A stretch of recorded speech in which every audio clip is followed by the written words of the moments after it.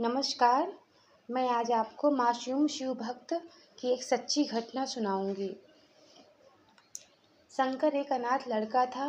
उसको जंगल में रहने वाले शिकारियों के एक गिरोह ने पाला था। उसके पास कोई औपचारिक शिक्षा भी नहीं थी।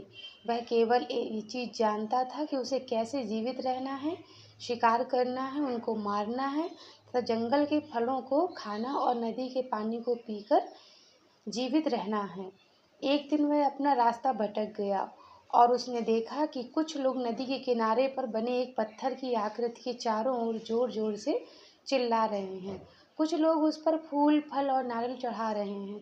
शायद उसने सोचा यह कोई मकान होगा जिससे लोग रहते हैं, पर यह एक प्राचीन मंदिर था।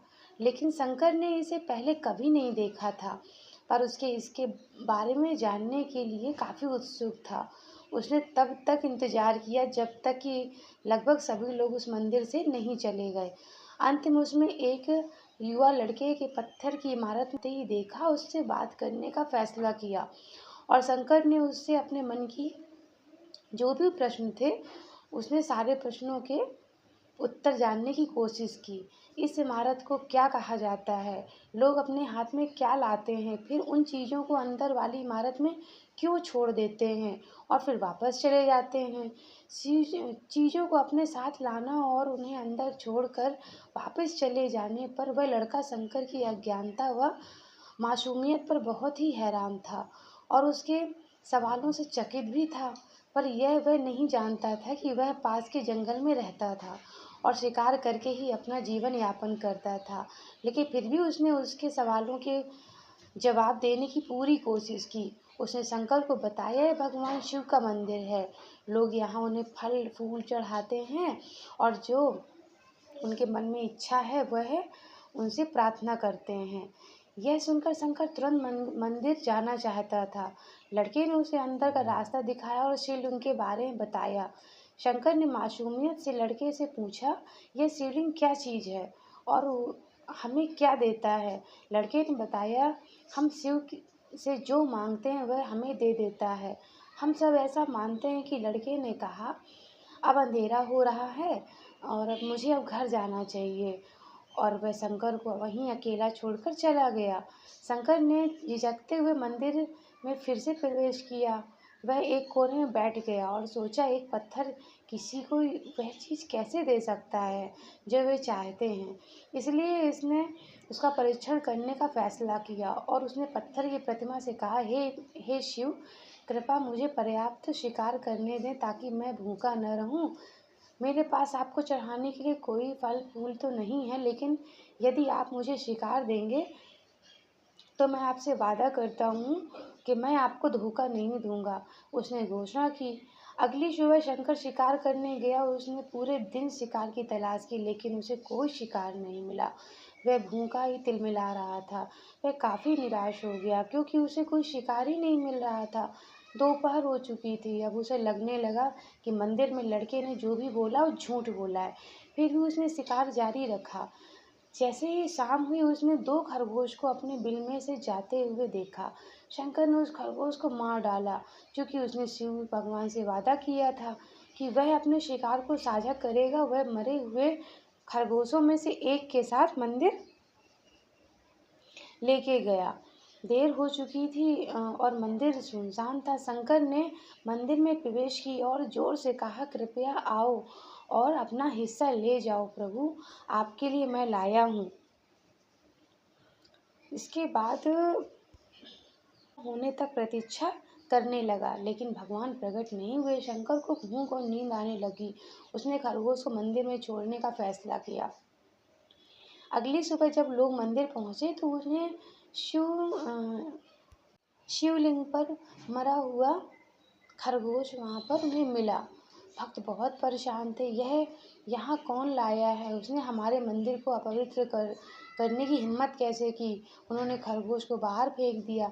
अगले दिन शंकर अपनी भूख मिटाने के लिए जंगल में शिकार करने लगा, लेकिन इस बार उसकी किस्मत अच्छी नहीं थी और उसे शिकार भी नहीं मिला।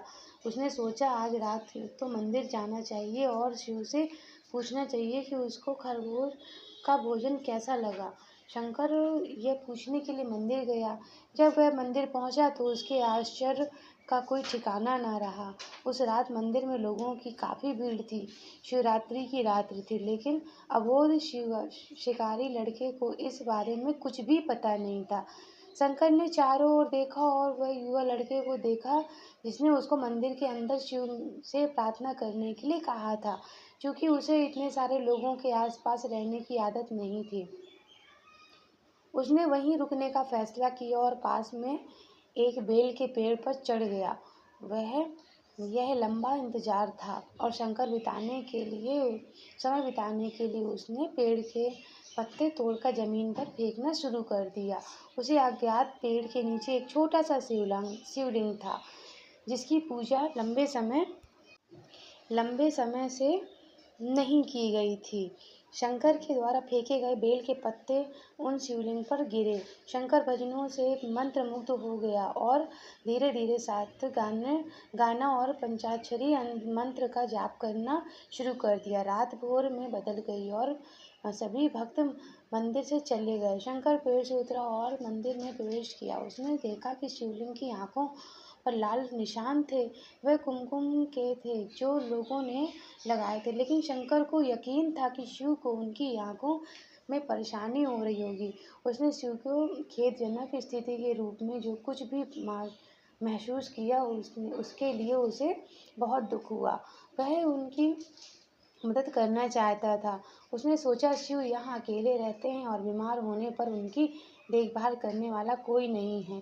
जब तक भक्त उनसे मिलने नहीं आते, उन्हें भोजन भी नहीं मिलता। शंकर ने एक रात पहले भक्तों को शिवलिंग पर जल चढ़ाते देखा था। प्रभु को ठंड लग रही थी होगी, शायद वे कांप रहे हैं। उसने सोचा आखिरकार वे केवल पत्तियों से ढके हुए हैं। तो उसने शिव से पूछा, मेरे स्वामी, मैं आपकी क्या मदद कर सकता हूँ? शायद कुछ खाना या दवा। मैं आपकी सेवा कैसे कर सकता हूँ? शिव ने उसे कोई उत्तर नहीं दिया। शंकर ने सोचा भगवान वास्तव में बीमार हैं, क्योंकि वह अब उत्तर देने में भी असमर्थ हैं। वह तुरंत जंगल में गया, कुछ औषधि जड़ी बूटियां ले आया, लाल निशान पर उनका लेप लगाया, लेकिन कुछ नहीं हुआ। उसने कहा, लगता है कि ये अंधे हो गए हैं। मुझे प्रभु को अपनी एक आंख दे देनी चाहिए ताकि वह ठीक हो जाए।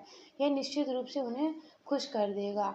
उसका दिल पवित्र था और उसने वहां शिव के हाथ में रखे त्रिशूल को उठाया और त्रिशूल को अपनी दाईं आंख में और ले गया और अपनी आँख को निकालने का प्रयत्न किया।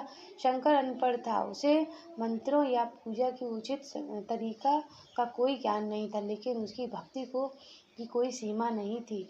जैसे ही वह अपनी आँख को निकालने वाला था, शिव अपनी पत्नी पार्वती के साथ प्रकट हुए। उन्होंने पार्वती से कहा कि इस भक्त शंकर ने अनजाने में शिवरात्रि पर उपवास किया है, बेल के पत्तों से मेरी पूजा की है, साबित किया कि उनका दिल बेदाग व पवित्र है। मैं अपने इस भक्त से काफ़ी प्रसन्न हूँ। शिव भगवान ने शंकर से कहा, तुमने मुझे अपनी मासूमियत के कारण जीत लिया। प्रभु ने मुस्कुराते हुए कहा, लोग मुझसे हर समय झूठ वादे करते रहते हैं और कुछ न कुछ मुझसे मांगते रहते हैं, पर जैसे ही उन्हें मुझसे मांगी चीज़ मिल जाती है तो वे मुझे भूल जाते हैं। दूसरी ओर तुमने मेरे साथ एक सच्चे इंसान की तरह व्यवहार किया और यह वास्तव में बहुत ही दुर्लभ है। अब से तुम मेरे इस संसार में सबसे बड़े भक्त माने जाओगे और तुम्हारा नाम मेरे साथ सदा जुड़ा रहेगा। तुम कई सदियों तक जीवित रहोगे। इस बात को कहकर भगवान शिव और माता पार्वती अंतर ध्यान हो गई। तभी से लोग शिव के साथ शंकर भी लगाते हैं। बोलिए हर हर महादेव।